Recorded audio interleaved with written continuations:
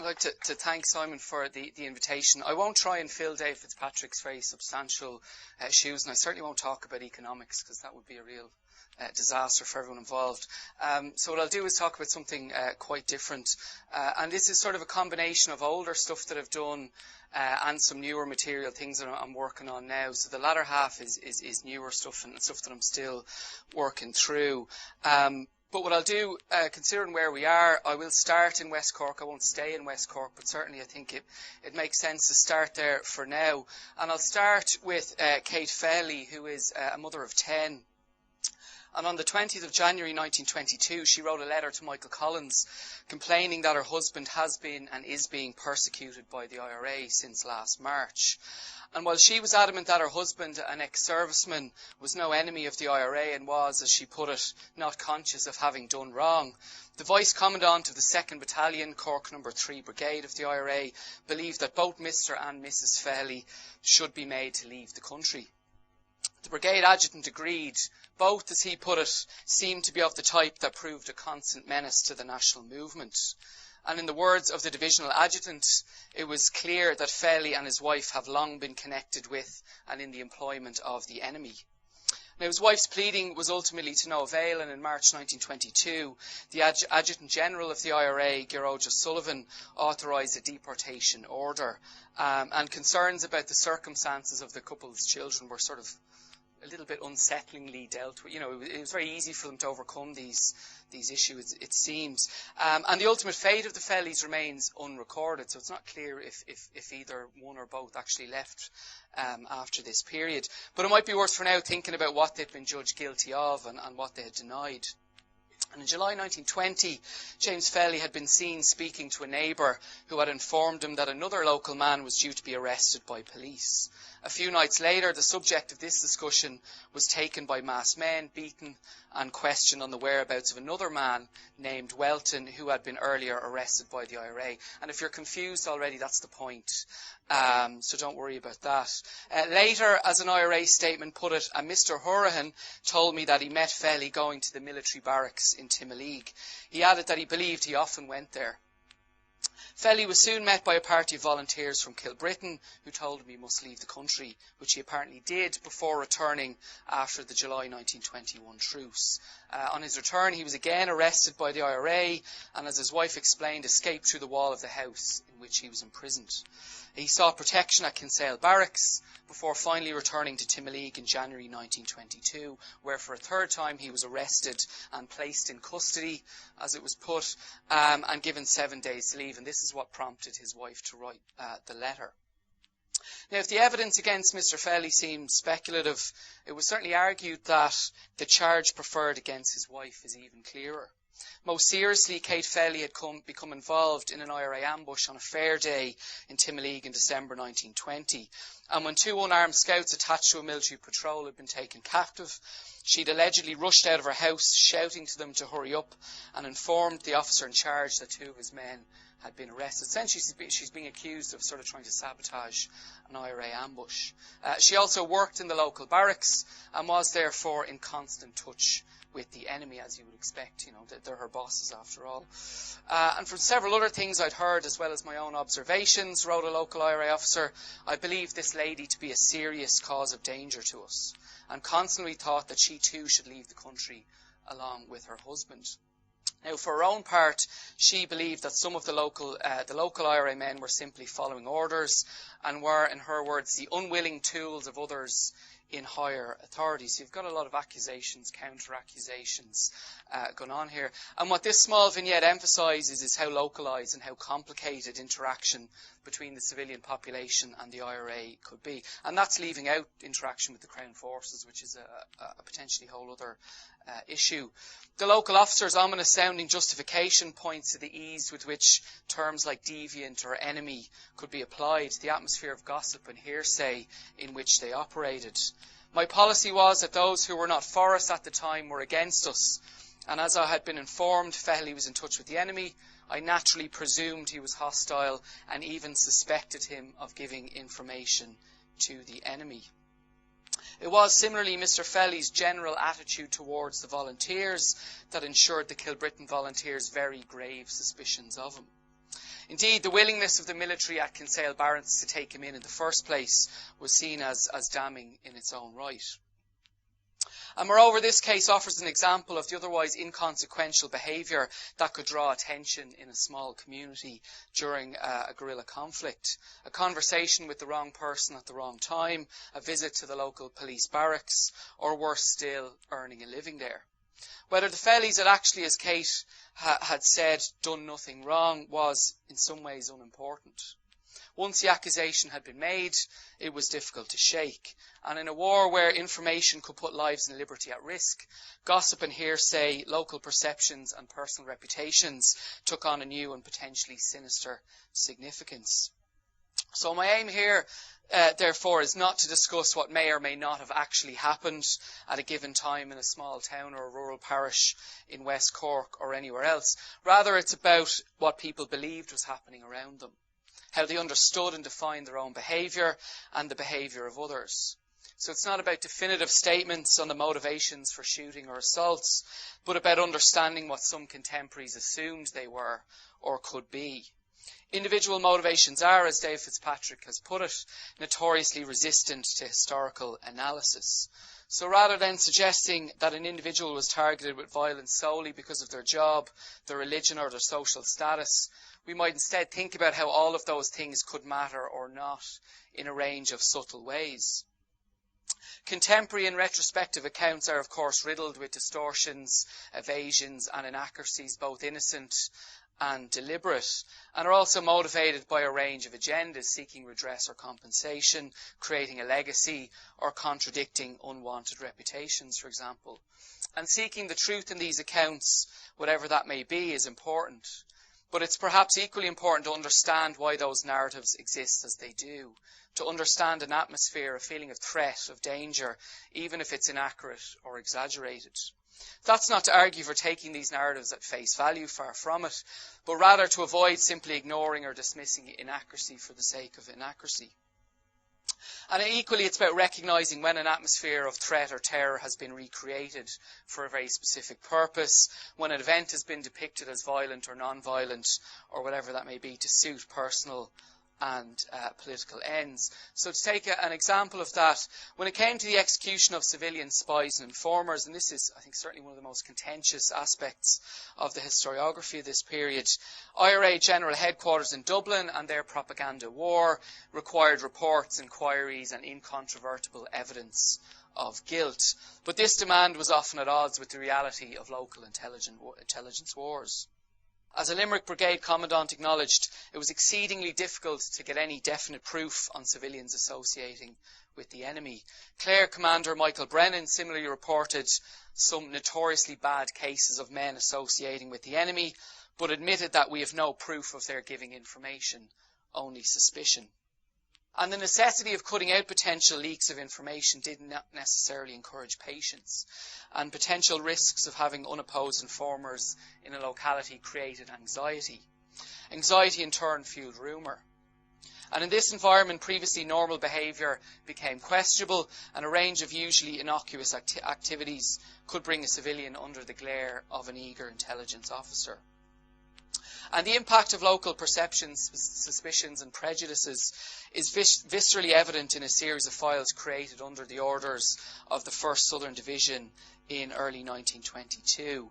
And these are files that a number of scholars have used both recently and going further back. And preparing for the expected resumption of hostilities, local battalions in Cork, Kerry, West Limerick and Waterford were requested to submit information to the divisional headquarters. And as it was put, all persons guilty of offences against the nation and the army during hostilities and to date, and of all persons suspected of having assisted the enemy during the same period. So they requested personal information along with a summary of alleged offences, and I use that word in inverted commas, and a description of any available evidence. Now, it's not clear from the surviving files what prospective punishments would or might have been. But I think the files are very revealing in their own right. So this is just one example, a fairly random example, about a gentleman from Castletownbere.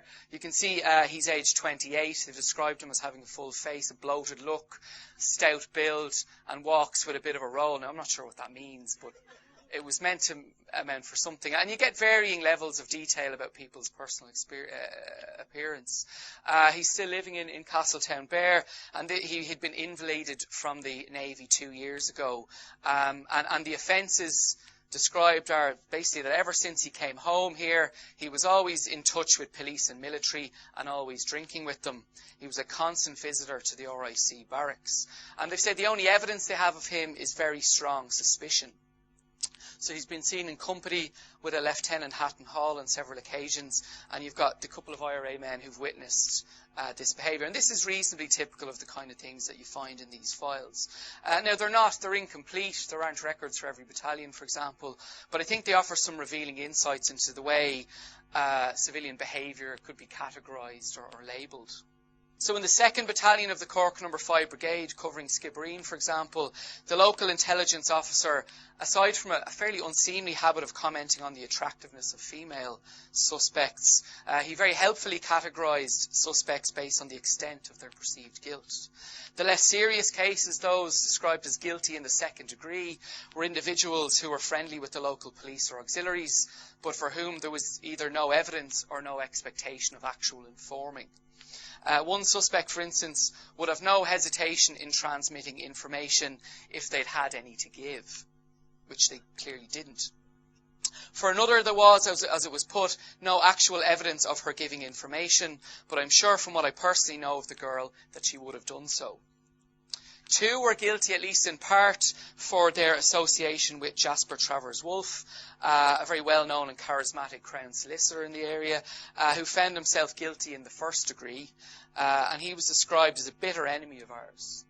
He was joined by a Church of Ireland rector, local Justice of the Peace, a young woman accused of giving out information to the Crown Forces, and Patrick Sheedy, who was editor of the Skibbereen Eagle, and he had apparently frequently referred to our forces as murderers and did an immense amount of damage by enemy propaganda despite several warnings. And what's striking about these files is how often they rely on gossip or suspicion. One report, for example, stated that we've no direct evidence in this case except the evidence of suspicion, very similar to the example up here. This reflects to some extent the nature of these files. It's about intelligence. It's not always going to be, they're not always going to have, definitive proof of these things. But it does also highlight the way innocuous behaviour could become suspect or could bring trouble. Now, and again, that's not to say that none of these people listed were potentially dangerous or hostile, but in a case of a group of siblings in Kerry, their offences were described as none, or none as far as we know. One had decided to marry a police district inspector. Now, the Protestant community was often automatically associated with loyalty to the Crown in contemporary eyes. The famous West Cork guerrilla Tom Barry wrote in his memoir that for the IRA there was no doubt that nearly all of them disagreed with our campaign. Now, this alone doesn't necessarily imply widespread or malicious sectarianism, and even that phrase remains inadequately defined in an Irish context.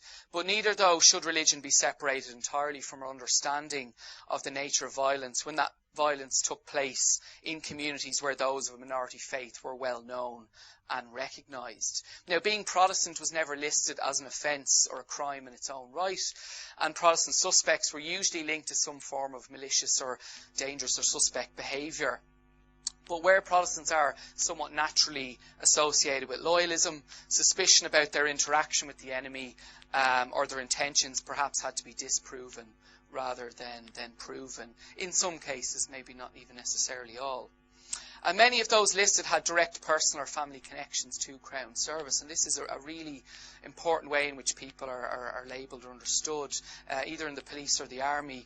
Others worked in areas directly significant to the guerrilla campaign, so the postal system, the justice system, military administration, and more again were hoteliers, publicans or merchants who had regular business interaction with the police or military. So over half of those who found their names on these files, therefore, potentially came to be perceived as dangerous or hostile for behaviour that might have been considered normal outside of a revolutionary context.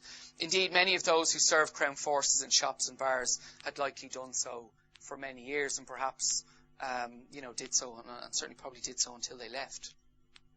The police and military were also a consistent and profitable source of income for these merchants, publicans and hoteliers.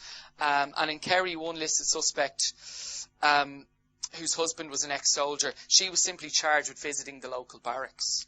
And she argued that she'd merely wanted to get a government grant to emigrate to Canada and had to visit the barracks to do this, but she was listed nonetheless.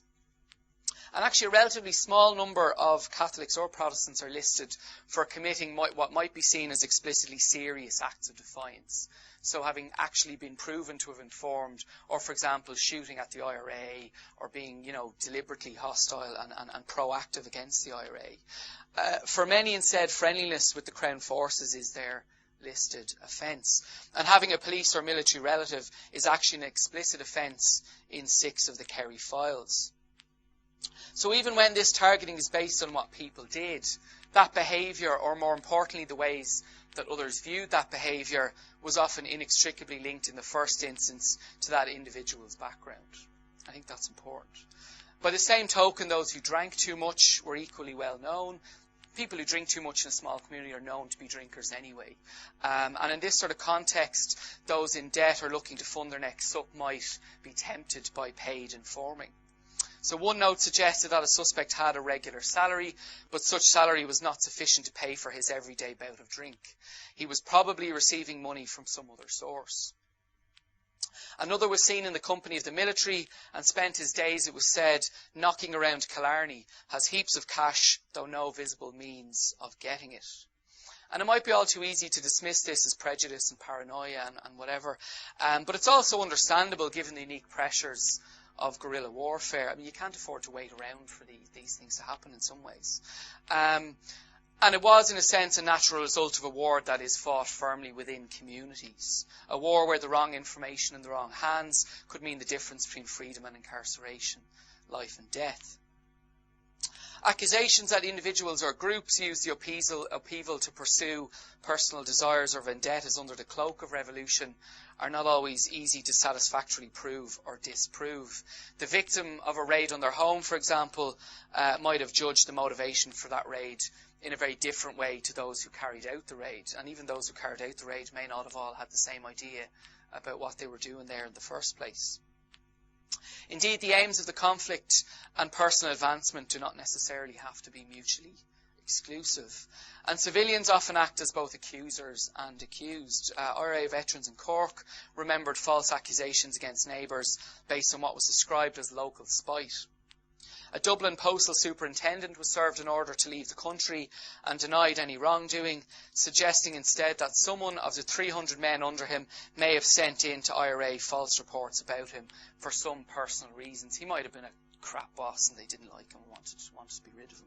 Who knows? In Kildare, a woman's house was burned and a Dublin Castle official coyly suggested that she was, as he put it, not quite as good as she ought to be, and that the attack on her house was really an effort on the part of the locals to vindicate public morality and rid the neighbourhood of her presence. And there's also an acute consciousness of the ways in which labels could transcend individuals and be applied across families. This was especially the case for those shot by the IRA. One young volunteer had been terrified that a local row in Kerry would mean he'd be shot and labelled a spy, to the eternal disgrace of his family. After a statement was circulated about a body supposedly found with a typical spies and informers label in Dunmore, County Galway, the parish priest announced at Sunday service that the IRA was not concerned in the tragedy, and regret is expressed at the pain caused by the suggestion that the victim was a spy. And again, they're making a point to get this message out there. I mean, the fatalities, the death has happened. That's bad enough in its own right. But they're conscious of getting this message out as well. Families attending inquests were often keen to point out that a loved one had been innocent of any dubious activity. I cannot account for his death in any way, and so far as I know, he had no enemies. To the best of my knowledge, my son did not belong to any political society. My father had no political opinions and belonged to no organisation, and these kind of things occur again and again. But as Anne Dolan has suggested, in communities where individuals could recognise and identify with the dead and know all the reasons why the dead had died, the stigma was easier earned than shaken, and perception could be just as powerful as reality. And so, for some of the kind of same reasons, I think we might also look at the so-called exodus of Southern Irish Protestants in a slightly different way.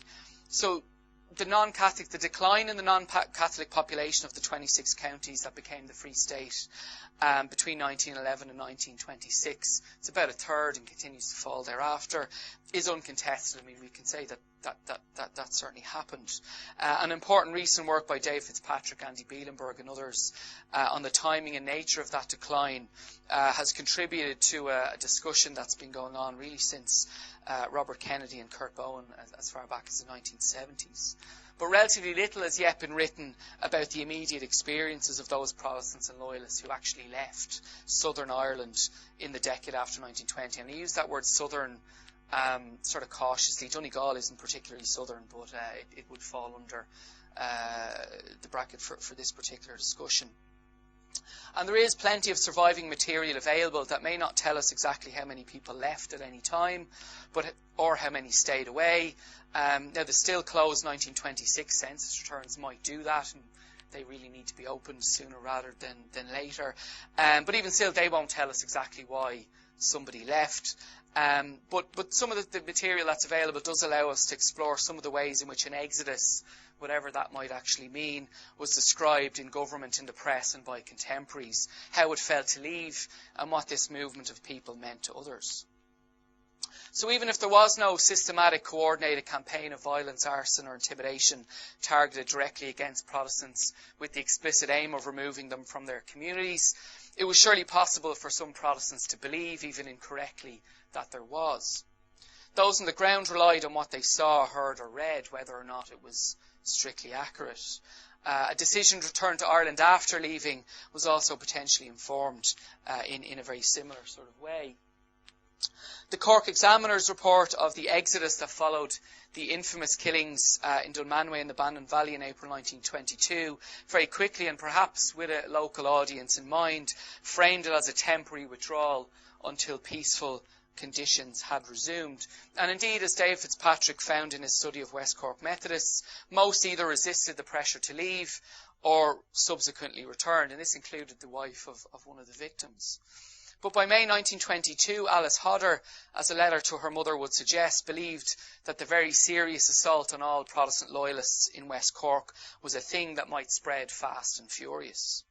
While the Examiner spoke of a temporary withdrawal until things settled down, Hodder wrote of no standing room on the boats out of Cork, of loyalist refugees who were either fleeing in terror or had been ordered out of the country. Now, in Crosshaven, she may have been just about far enough away from the worst of it, and believed that things would settle down again anyway once no new election was called. But at the same time, she personally knew others who felt differently. That use of the phrase Protestant loyalists may also have served to distinguish some of her co-religionists from others. Now, for obvious reasons, her perspective was valuable enough to be sent to the Colonial Office and copied with some paragraphs subtly redacted. And so this is a typed copy rather than the original is also in the same file. And it was kept in a file called Conditions in Cork Area. Now, this letter may or may not have been a true reflection of conditions in Cork, but neither does it have to have been to represent the thoughts and fears of at least some of her neighbours. Most civilians, regardless of political allegiance and location, were vulnerable to threats and fear, but the response could vary on the individual involved, depending on the individual involved, and personal feelings of safety, bravery or stubbornness unique to that person. In Kildare, for example, while the IRA had killed 5 civilians up until December 1921, Paul Goodwin, an ex-soldier who had survived the Great War, described how he was threatened and left the country at once. John Martin of Queen's County instead insisted that he was told by Republicans to leave the country, but refused to go and was boycotted. Applicants to the Irish Grants Committee, who suffered no physical injuries, recalled fearing that they would be shot if they continued to behave as they were. In Cavan, James Heaslip's wife was said to have remained out in fields at night in terror of being shot. Patrick McGrath's mother suffered ill health as she had a continual fear of fatal happenings in County Carlow. And T.J. Lush of Mayo wrote of how he could not return home to gather testimony in his favour, as the population of the west of Ireland were constantly in terror of their lives.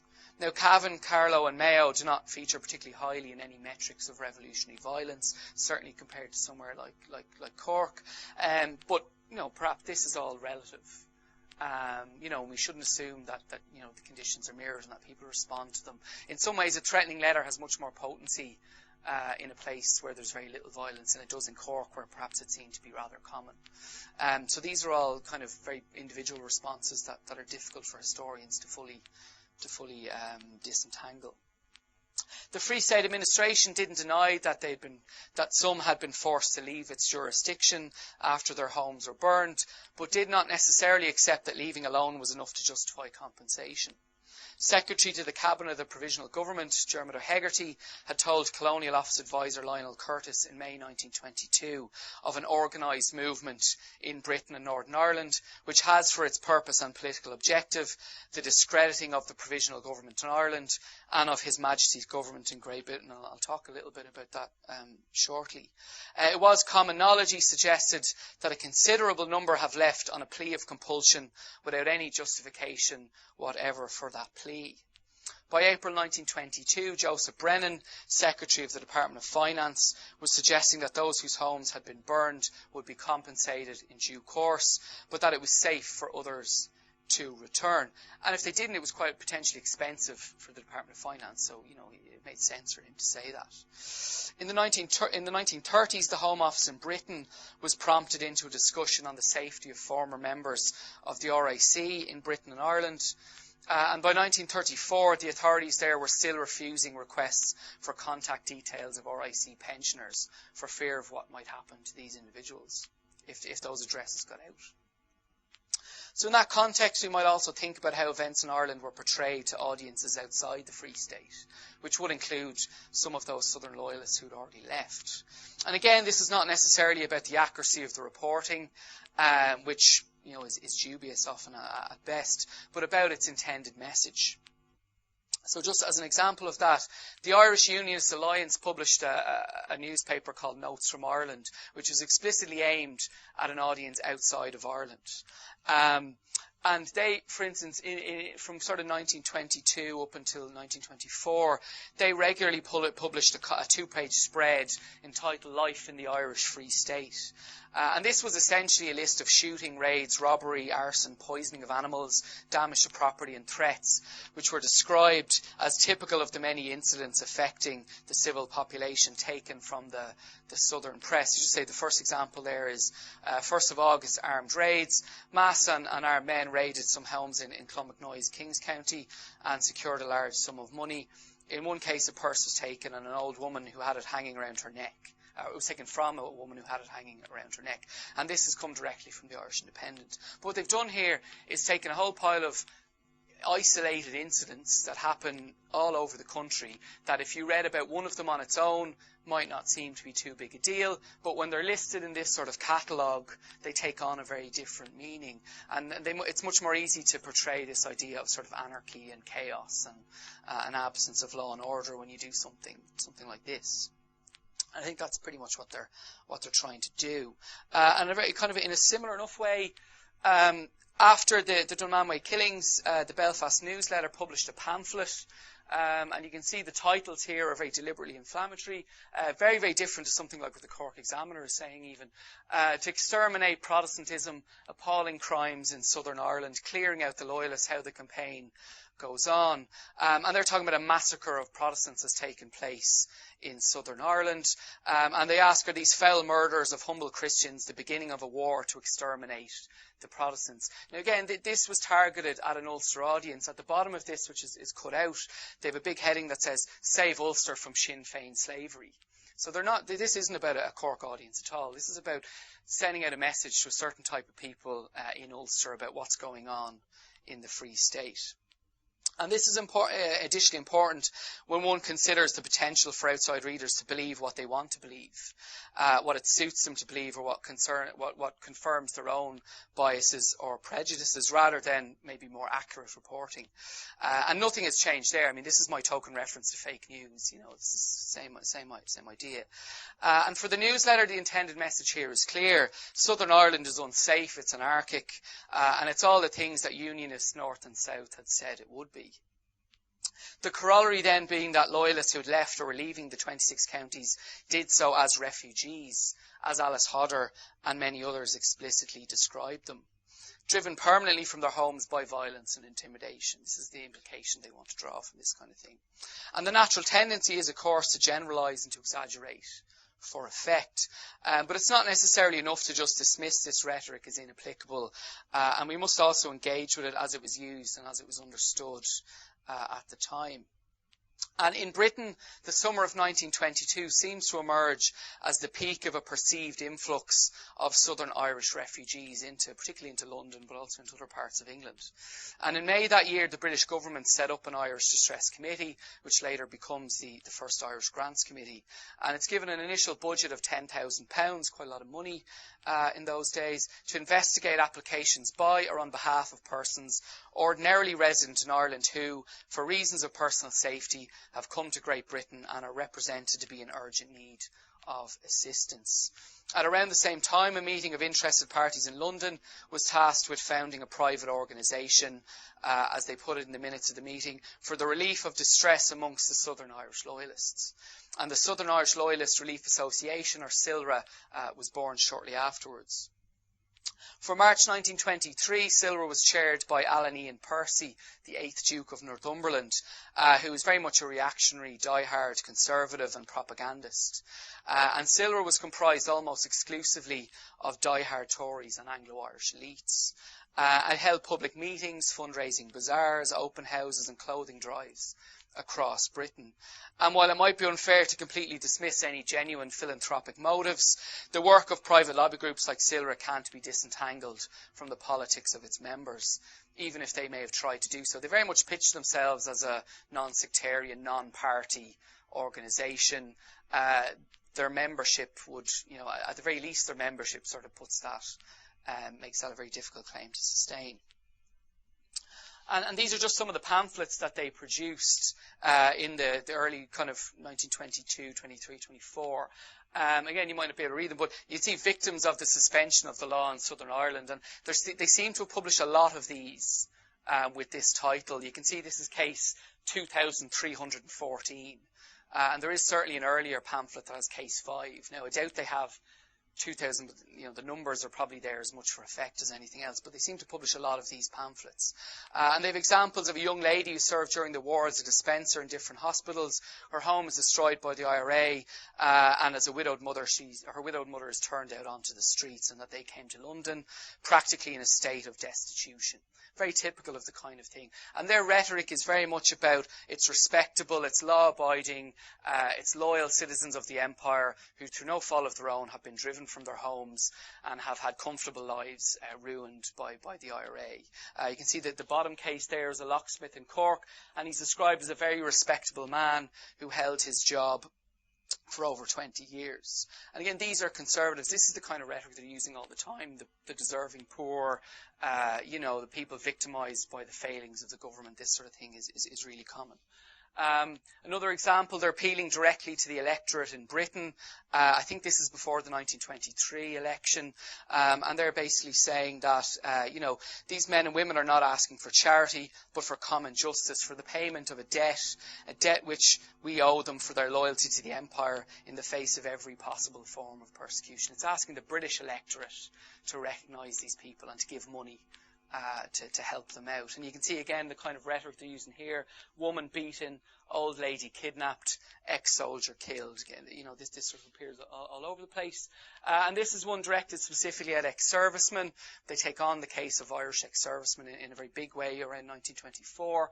And you've got a photograph here which is supposed to be of a bundle of hay covered in sacks in which an Irish ex-serviceman lived with his wife and 3 children in County Tipperary. And when they use examples like this to say, well, this is commonplace, they talk about 60,000 Irish ex-servicemen living in hovels riddled with consumption. This kind of thing is coming out all the time. And as I've said, this sort of thing isn't aimed at an Irish audience, and it has a very clear British political agenda. And it may have served to reinforce some loyalist emigrants' notions of why they'd left, but if it also served to convince Britons or Americans, Canadians or Australians of a certain political persuasion that the cowardly loss of 26 Irish counties in the breakup of the Union had resulted in tyranny, anarchy and loyalist persecution, then it might be said to have achieved its function. And the Freeman's Journal kind of take issue with Silra at one point and suggest that they're trying to slander the Free State government. But actually, as often as not, it's the coalition government who agreed to the Anglo-Irish Treaty who are their main target of the royals. They tend not to be overly critical of Cosgrave and his government. It's the fact that the Free State exists at all is where they find problems, because it suits their politics to say so. Now, Silra actually survived with an office in Dublin up until the early 1960s as well, which is interesting in its own right. And this so-called plight of Irish loyalist refugees in the early 1920s receives coverage in the right-wing national press in Britain and in some local newspapers for much the same sort of reasons. This is just some letters to the editor of the Daily Mail, signed by, for example, a sufferer, and also by a homeless British loyalist. They're basically thanking the Daily Mail for highlighting their plight. And you get some of this as well in the provincial press in Britain as well as the national press. And as its audience would have us believe it, Irish loyalists in Britain were unhappy, ruined, destitute, lives destroyed through no fault of their own, save their loyalty to empire, basically abandoned by the coalition government. And these kind of meetings, they would wheel out anonymous Irish refugees at fundraisers. The Truth About Ireland League, for example, brought out who they explicitly described as Irish martyrs. Very interesting to be a martyr when you're still alive, but there you go.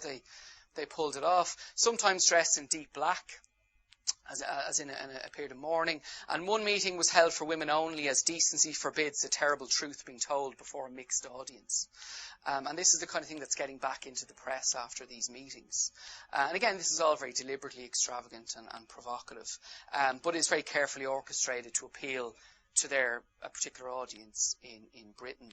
And actually, this lobbying quite closely mirrors in some ways humanitarian narratives that are well established by the early 20th century, that draw attention to the heroic refugee and his victimised family. They very much follow that kind of trait that people understood.